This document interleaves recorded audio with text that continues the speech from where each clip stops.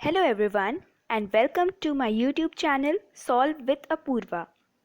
इस चैनल पे हम लोग नीट यूजी 2021 का अच्छे से प्रैक्टिस करेंगे by solving questions of all three subjects physics, chemistry and biology. सारे क्वेश्चंस प्योरली एनसीईआरटी बेस्ड होंगे और बिल्कुल नीट पैटर्न के होंगे। हम लोग शुरू करेंगे क्लास 11th के फर्स्ट चैप्टर केमिस्ट्री के, that is mole concept. Mole concept chemistry का बिल्कुल बेसिक है, बहुत इंपॉर्टेंट चैप्टर है और इसके पार्ट 1 में हम लोग ऐसे कुछ क्वेश्चंस कर रहे हैं जो कि मतलब सबको आना चाहिए। बेसिक क्वेश्चंस है और ये सारे क्वेश्चन दूसरे क्वेश्चंस के एज अ पार्ट आ सकते हैं या और इसमें कुछ ऐसे भी क्वेश्चंस है जो बहुत इंपॉर्टेंट है, पॉपुलर हैं और डायरेक्टली भी आ सकते हैं। तो शुरू करते हैं मोल कॉन्सेप्ट का पार्ट 1। सबसे पहला क्वेश्चन यहाँ पे है, How many oxygen and hydrogen atoms are present in 0.2 mole of CuSO4? तो सबसे पहले देखना है पूछा क्या है। ऑक्सीजन एंड हाइड्रोजन के atoms in 0.2 mole of CuSO4.5H2O। तो एक मॉलिक्यूल ऑफ CuSO4.5H2O में यहाँ 4 और यहाँ 5, टोटल 9 ऑक्सीजन के एटम्स हुए और 5 × 2 दैट इज़ 10 हाइड्रोजन के एटम्स हुए। और हम लोग जानते हैं कि किसी भी कंपाउंड के एक मोल में Na that is Avogadro number of molecules होते हैं। तो 0.2 मोल ऑफ CuSO4.5H2O में 0.2 Na मॉलिक्यूल्स होंगे और एक मॉलिक्यूल में हम देखें 9 ऑक्सीजन और 10 हाइड्रोजन एटम्स हैं। तो 0.2 Na में 0.2 Na into 9 that is 1.8 Na of oxygen atoms होंगे और 0.2 Na into 10 that is 2 Na of hydrogen atoms होंगे। तो ये हो गया हम लोग का आंसर, 1.2 Na और 2 Na oxygen hydrogen atom respectively. अगर इसको और आगे करना चाहें तो ऐसे कर सकते हैं, एवोगैड्रो नंबर का वैल्यू पुट करके 1.8 इंटू 6.02 इंटू 10⁻23 ऑक्सीजन के एटम्स और 2 इंटू 6.02 इंटू 10⁻23 हाइड्रोजन के एटम्स। ठीक है, तो ये हो गया हमारा आंसर। इस फॉर्म में भी दिया रह सकता है और इस फॉर्म में भी। अब नेक्स्ट क्वेश्चन देखते हैं। यहाँ नेक्स्ट क्वेश्चन में बोल रहा है, calculate the charge on 1 mole of electron if charge on 1 electron is 1.6 into 10⁻−19 coulomb. एक इलेक्ट्रॉन का चार्ज दिया है और बोल रहा है कि एक मोल ऑफ इलेक्ट्रॉन में कितना चार्ज होगा वो कैलकुलेट करो। तो एक मोल में एवोगैड्रो नंबर ऑफ इलेक्ट्रॉन्स होंगे दैट इज 6.02 इंटू 10⁻23।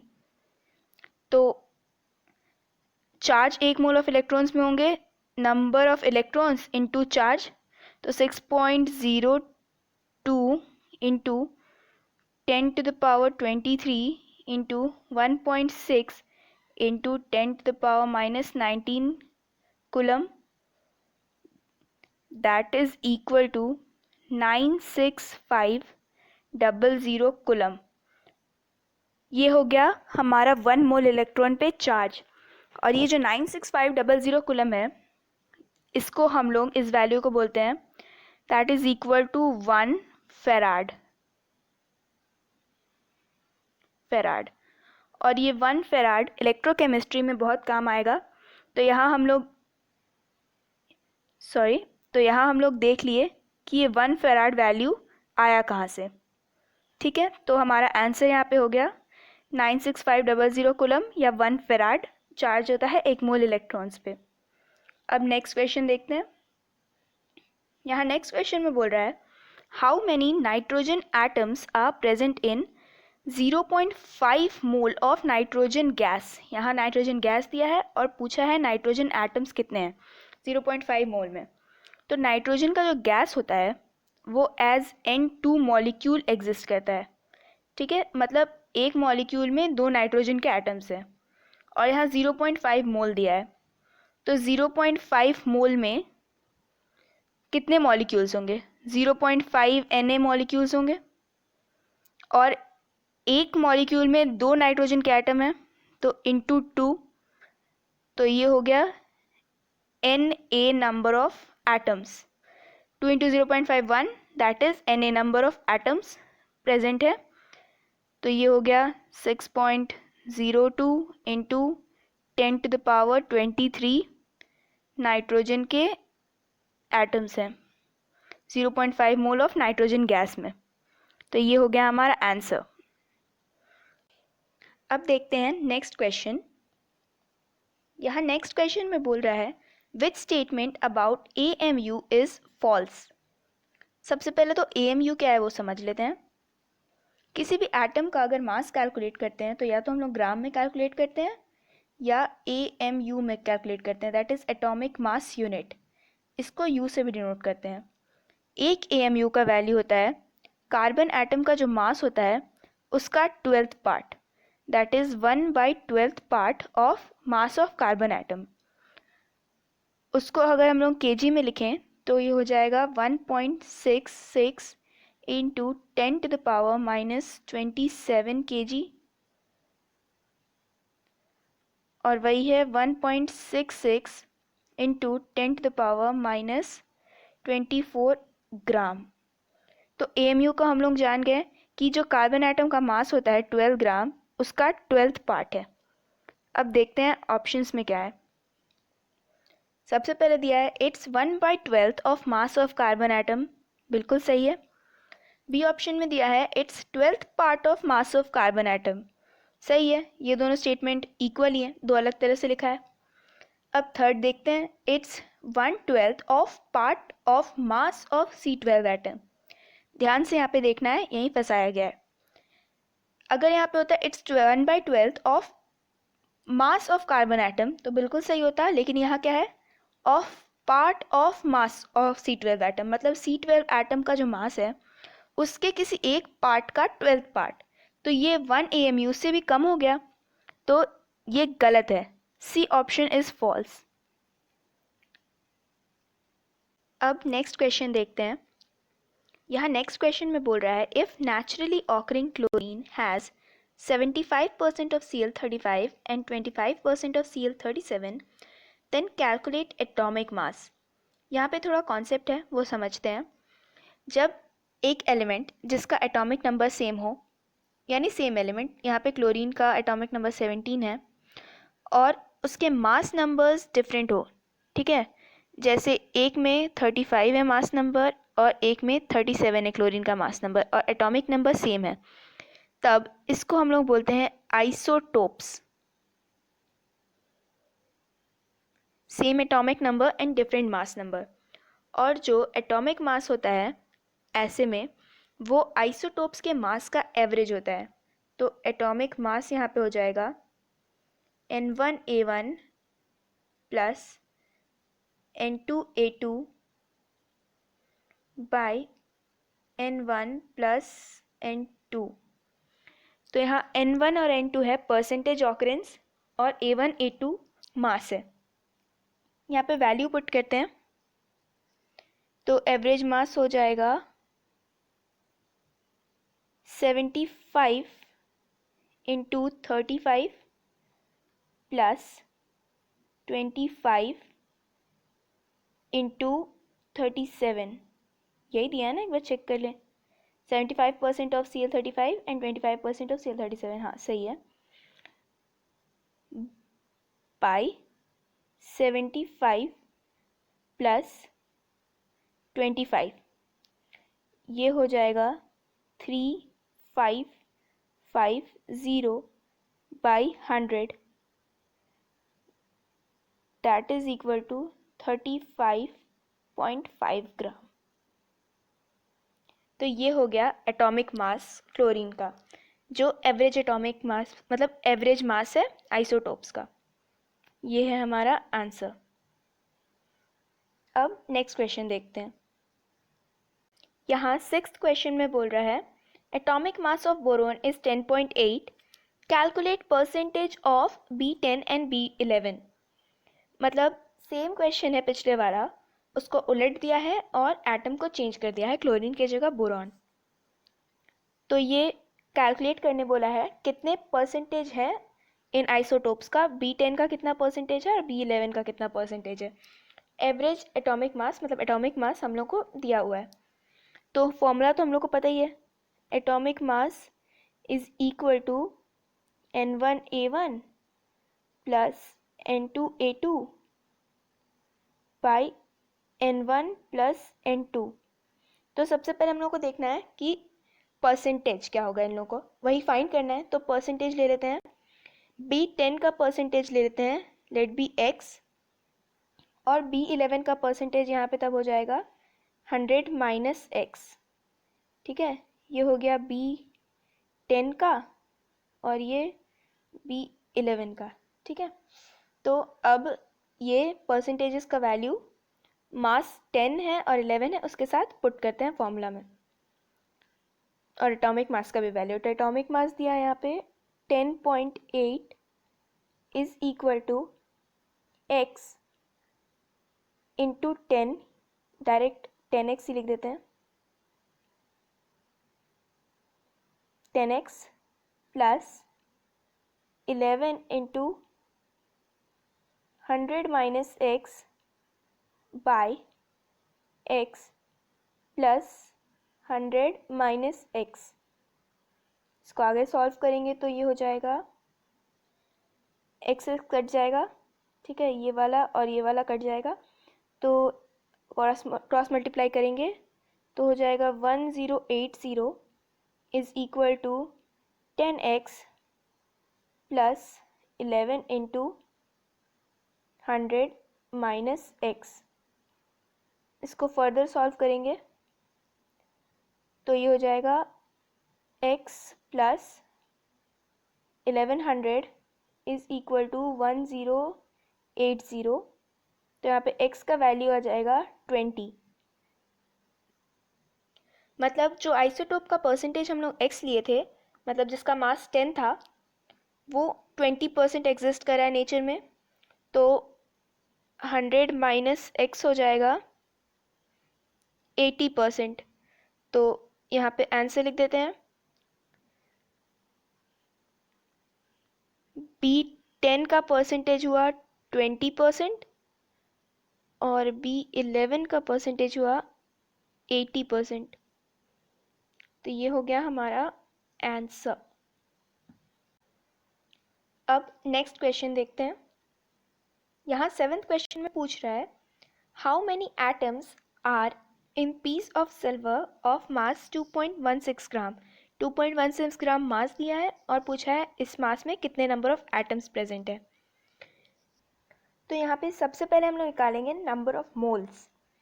तो एटॉमिक मास सिल्वर यानी AU का होता है 108 ग्राम। ठीक है, तो नंबर ऑफ मोल्स हो जाएगा 2.16 बाई 108।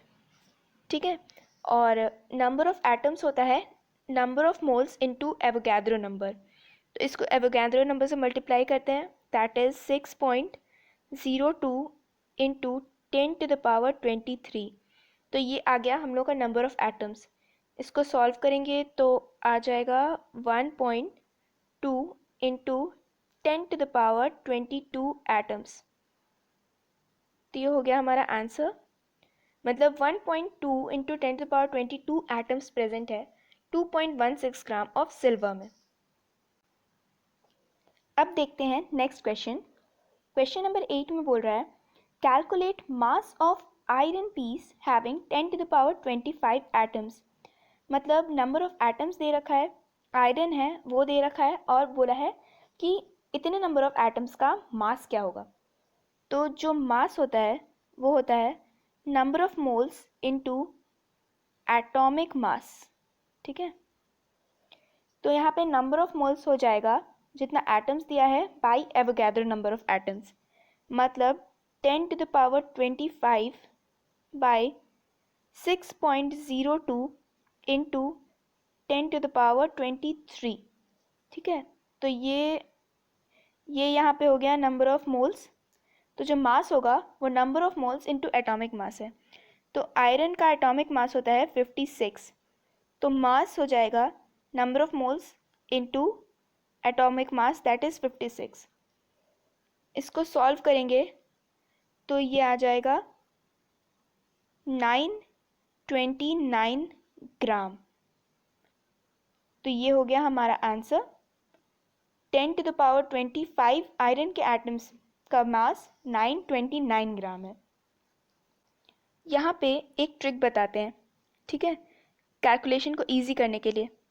ये जो पार्ट है कैलकुलेट करना पड़ा 10⁻25 बाई 6.02 इंटू 10⁻23, ये पार्ट जो कैलकुलेशन का है ये थोड़ा बड़ा हो जाता है, इसी को सिंप्लीफाई करते हैं। तो ट्रिक है कि 1/NA दैट इज़ 1/6.02 इंटू 10⁻23, इसका वैल्यू होता है 1.6 इंटू 10⁻−24। जहाँ भी 1/6.02 मतलब 1/एवोगैड्रो नंबर आया तो उसको लिख सकते हैं 1.6 इंटू 10⁻−24। तो जो ये कैलकुलेशन है यहाँ पे ये वाला, इसको हम लोग ऐसे भी लिख सकते थे कि 1/NA होता 1.6 into 10⁻−24 into number of atoms जो था वहाँ पे 10⁻25 and into atomic mass that is 56। बिल्कुल सिंपल हो गया। तो ये हो जाता 929 ग्राम आंसर। ये हमारा आंसर हुआ। 10⁻25 एटम्स का मास है 929 ग्राम। नेक्स्ट क्वेश्चन, यहाँ नेक्स्ट क्वेश्चन नंबर 9 में बोल रहा है calculate minimum molecular mass of a compound which contains 3.14% nitrogen by mass. मतलब एक कंपाउंड है जिसमें नाइट्रोजन प्रेजेंट है और उस कंपाउंड के टोटल मास का 3.14% नाइट्रोजन है और उस कंपाउंड का मिनिमम मॉलिक्यूलर मास बोल रहा है। तो क्योंकि मिनिमम मॉलिक्यूलर मास बोला है तो हम लोग अज्यूम करेंगे कि minimum number of nitrogen atom है उसमें, तो मिनिमम से मिनिमम एक नाइट्रोजन एटम उसमें प्रेजेंट होगा और 3.14% है टोटल मास का। ठीक है, तो मास परसेंटेज के फॉर्मूला से यहाँ निकल जाएगा। तो हम लोग लेंगे 3.14% हो जाएगा, एक नाइट्रोजन एटम लिए हैं तो 1 इंटू नाइट्रोजन का मास 14 बाई जो मिनिमम मॉलिक्यूलर मास है इंटू 100। ठीक है, तो इसको सॉल्व करेंगे तो m का वैल्यू आएगा 1400 बाई 3.14 दैट इज़ 445.8 ग्राम। ये हो गया उस कंपाउंड का मिनिमम मास जिसमें नाइट्रोजन एटम जो प्रेजेंट है वो उसके मास का 3.14% है। तो ये है हमारा आंसर। अब नेक्स्ट क्वेश्चन देखते हैं, क्वेश्चन नंबर 10। बहुत सिंपल सा क्वेश्चन है, calculate percentage mass of water in CuSO4.5H2O। ये भी पिछले वाले क्वेश्चन जैसा है, थोड़ा सिंपल है उससे। तो परसेंटेज मास ऑफ H2O होगा कि इस टोटल कंपाउंड का जो मास है उसमें हाइड्रोजन का मास कितना है। ठीक है, तो परसेंटेज मास H2O का हो गया 5H2O मतलब 5 इंटू 18 बाई CuSO4.5H2O। इसका टोटल मास कैलकुलेट करेंगे तो आता है 249.5 ग्राम। ठीक है, तो ये हो गया 5 इंटू 18 बाई 249.5 ग्राम इंटू 100, ये हुआ 36%। मतलब इस कंपाउंड का जो भी मास है उसमें 36% मास वाटर का है। तो ये 36% हो गया हमारा आंसर। अब देखते हैं नेक्स्ट 11th क्वेश्चन। ये 11th क्वेश्चन काफ़ी पॉपुलर है और आ भी चुका है नीट में।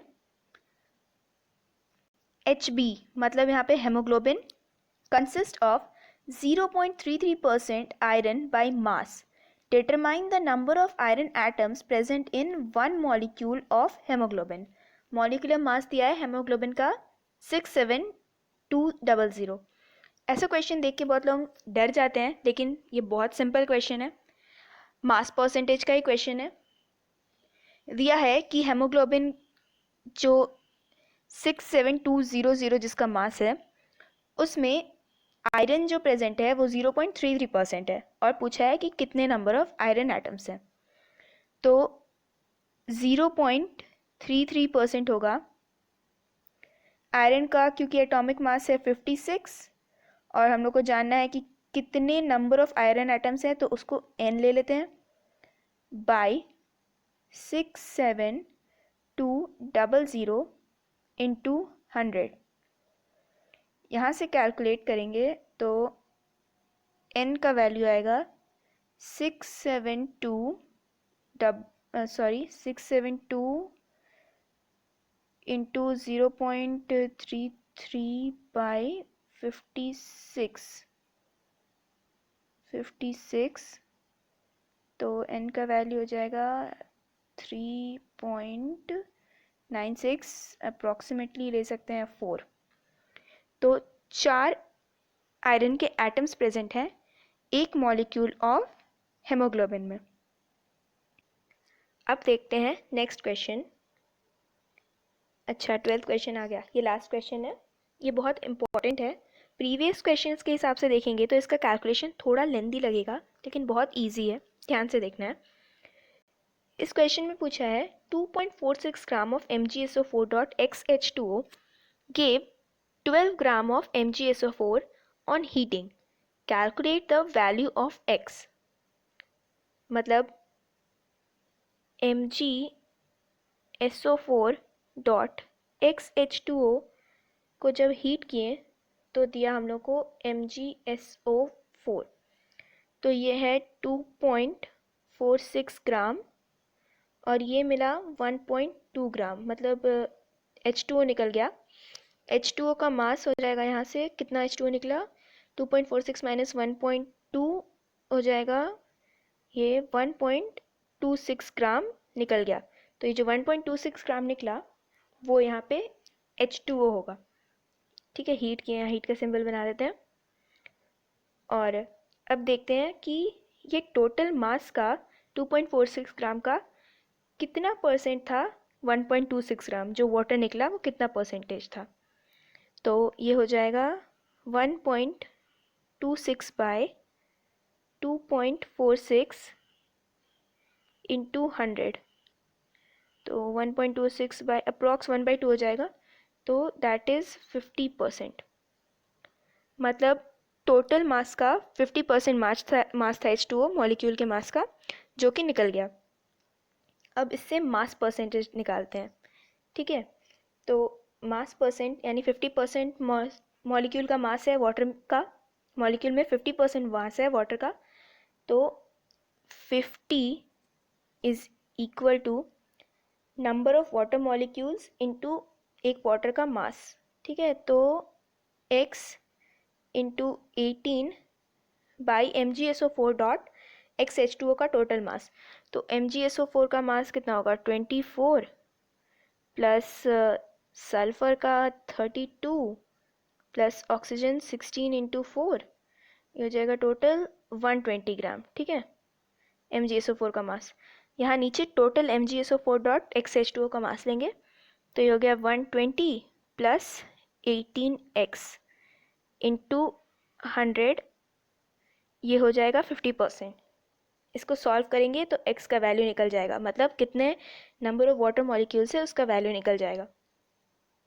तो सॉल्व करते हैं इसको, 120 plus 18x into 50 will be equal to 1800x। आगे सॉल्व करेंगे तो ये हो जाएगा 6000 plus 900x is equal to 1800x। आगे सॉल्व करेंगे तो ये हो जाएगा 6000 is equal to 900x, sorry,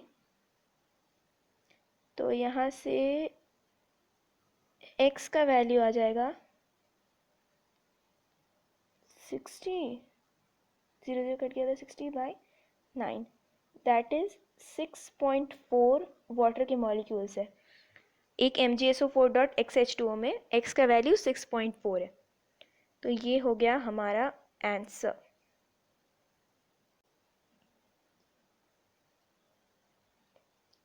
तो ये था हमारे मोल कॉन्सेप्ट का फर्स्ट पार्ट। 12 क्वेश्चंस थे, बहुत इजी थे, बहुत लाइट थे। आई होप आप सबको समझ में आया होगा। नेक्स्ट पार्ट में हम लोग और अच्छे अच्छे मोल कॉन्सेप्ट के क्वेश्चन को लेके आएंगे और 2-3 पार्ट्स में मोल कॉन्सेप्ट को ख़त्म कर देंगे। उसके बाद नेक्स्ट चैप्टर करेंगे, या तो फिज़िक्स करेंगे या बायो करेंगे या केमिस्ट्री, कुछ भी कर सकते हैं, या तीनों पैरेलली शुरू करेंगे। तो जुड़े रहिए मेरे साथ। हम लोग बिल्कुल अच्छे से नीट 2021 के लिए रिवाइज करेंगे, सिर्फ क्वेश्चंस प्रैक्टिस करेंगे, क्वेश्चंस क्वेश्चंस क्वेश्चंस, क्योंकि बाकी स्टूडेंट्स है सारे थ्योरी पढ़ते रहते हैं। थ्योरी इम्पॉर्टेंट है लेकिन उतना ज़्यादा भी इम्पॉर्टेंट नहीं है, क्योंकि एग्ज़ाम्स में हम लोग को करने हैं क्वेश्चंस, और क्वेश्चंस से भी बहुत सारा थ्योरी, बहुत सारा कॉन्सेप्ट क्लियर होते जाता है। तो नेक्स्ट वीडियो में मिलते हैं, तब तक के लिए गुड बाय, प्रिपेयर वेल।